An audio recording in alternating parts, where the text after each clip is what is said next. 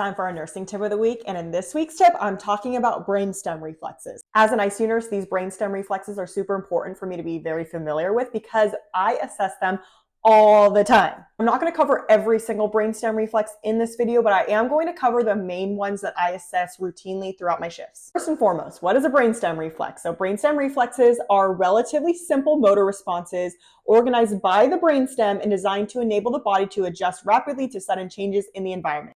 That's kind of fancy. I'm going to dumb it down. Brainstem reflexes are things that should happen naturally without second thought to patients that are otherwise healthy unless they have some sort of disruption to their brain. I check brainstem reflexes on all of my ICU patients that are under any sort of sedation to make sure that they're still showing some sort of neurological brain activity, but we will especially test these reflexes on patients that we're concerned about brain death. In brain dead patients, their brainstem is dead and they will not exhibit any of these reflexes. The first one that I like to check is their pupil response. I do this by literally making sure that the patient's eyes are closed, and then I'll open them and shine a flashlight, and I'm checking to see if their pupils constrict and if they have the consensual light reflex on both sides. Also check to see if my patients have a cough. So this can be a little bit tricky to do in someone who's not intubated, but in someone who's intubated and has a breathing tube, I can go down with the suction catheter, and when it goes down and it kind of touches that carina down there, naturally the patient should cough. I'll also check for a corneal response, and that's where if you kind of touch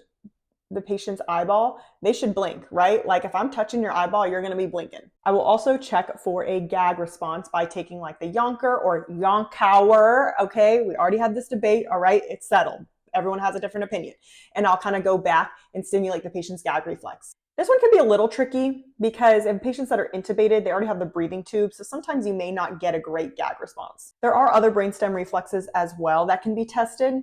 For example, no motor response to like physical painful stimuli, and then also the oculovestibular reflex. It's important to note that if your patient's on any sort of sedation medication, or especially if they're on a paralytic, you may not see all of these reflexes. But even if your patient's on sedation and they had these reflexes and suddenly they disappeared, we definitely need to be taking a look into why did they disappear? Is something else going on? Or has there been a neurological change in the brain that maybe we're not able to see as well because the patient's on sedation? Hence why we do daily sedation awakening trials, baby. All right, let me know if you guys have any more questions.